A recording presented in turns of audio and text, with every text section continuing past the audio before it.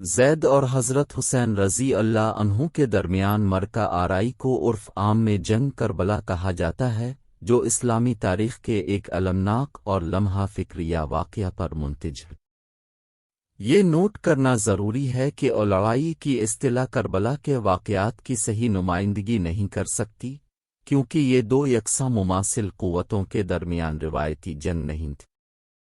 اس کے بجائے یہ یک طرفہ تصادم تھا جس میں حضرت حسین اور ان کے پیروکاروں کے چھوٹے گروہ کا سامنا یزید اموی خلیفہ کی طرف سے بھیجی گئی زبردست فوج کا تھا۔ یزید اور حضرت حسین کے درمیان تنازع تیسرے خلیفہ عثمان بن عفان کی وفات کے بعد ابتدائی مسلمانوں کے درمیان سیاسی اور مذہبی اختلافات کی وجہ سے پیدا ہوا۔ جب یزید نے اپنے والد معاویہ کو خلیفہ بنایا تو اس نے حضرت حسین سمیت تمام مسلمانوں سے بیعت کا مطالبہ کیا۔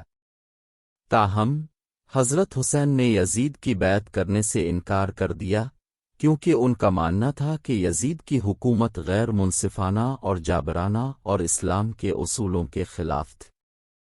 حضرت حسین ظلم کے خلاف مزاحمت کی علامت اور عدل و انصاف کے علمبردار تھے۔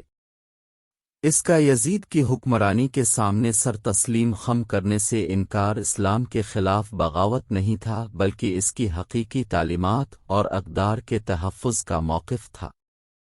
یزید کی بیعت کے مطالبے کے جواب میں کوفہ کے لوگ، جو یزید کی حکومت سے ناخوش تھے، نے حضرت حسین کو پیغامات بھیجے، ان سے ان کی قیادت کرنے کی تاکید کی اور ان کی حمایت کا وعدہ کیا۔ عدل و اصلاح کی پکار پر لبیک کہنے کی ذمہ داری محسوس کرتے ہوئے حضرت حسین نے اپنے اہل و عیال اور ساتھیوں کے ساتھ کوفہ کی طرف سفر شروع کیا۔ تاہم یزید نے اس ڈر سے کہ حضرت حسین کی مقبولیت اور موقف ان کے اقتدار کو چیلنج کر سکتا ہے، ایک بڑی فوج کو حضرت حسین کے قافلے کو کوفہ پہنچنے سے پہلے روکنے کے لیے روانہ کیا۔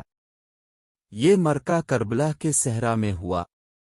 10 محرم عاشورہ کو یزید کی فوجوں نے حضرت حسین اور ان کے پیروکاروں کو گھیرے میں لے لیا، ان کی پانی اور رسد کی فراہمی منقطع کر دی۔